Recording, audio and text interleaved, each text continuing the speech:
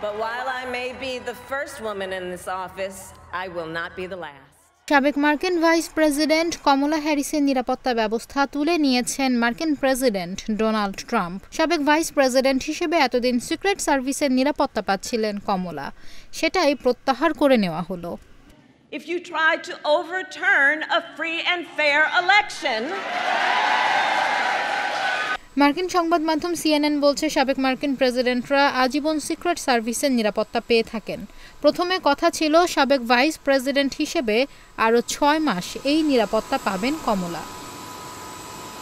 গত 21 জুলাই তার মেয়াদ শেষ হয়েছে, কিন্তু গত নির্বাচনে কমলাই ট্রাম্পের প্রতিদ্বন্দ্বী হয়েছিলেন বলে হোয়াইট হাউস ছাড়ার আগে তার নিরাপত্তা পাওয়ার মেয়াদ আরও 1 বছর বাড়িয়েছিলেন সাবেক প্রেসিডেন্ট জো বাইডেন। বাইডেনের সেই সিদ্ধান্ত এবার প্রত্যাহার করলেন ট্রাম্প। বৃহস্পতিবার ট্রাম্প মার্কিন হোমল্যান্ড সিকিউরিটি বিভাগকে যে নির্দেশিকা পাঠিয়েছেন তাতে বলা হয়েছে আগামী 1 সেপ্টেম্বর থেকে আর সিক্রেট সার্ভিসের নিরাপত্তা পাবেন না কমলা। কমলার উপদেষ্টা কাস্টার্ন অ্যালেন সিএনএনকে বলেছেন, সিক্রেট সার্ভিসের পেশাদারিত্ব এবং কারো নিরাপত্তার প্রতি তাদের এই দায়বদ্ধতাকে কুর্নিশ জানিয়েছেন প্রাক্তন ভাইস প্রেসিডেন্ট।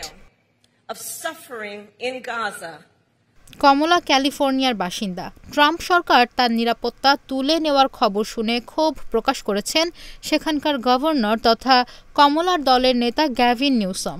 ট্রাম্পের বিরুদ্ধে প্রতিহিংসা রাজনীতি করার অভিযোগ তুলেছেন তিনি। তবে সেক্ষেত্রে সিটি পুলিশের নিরাপত্তা পেতে পারেন কমলা।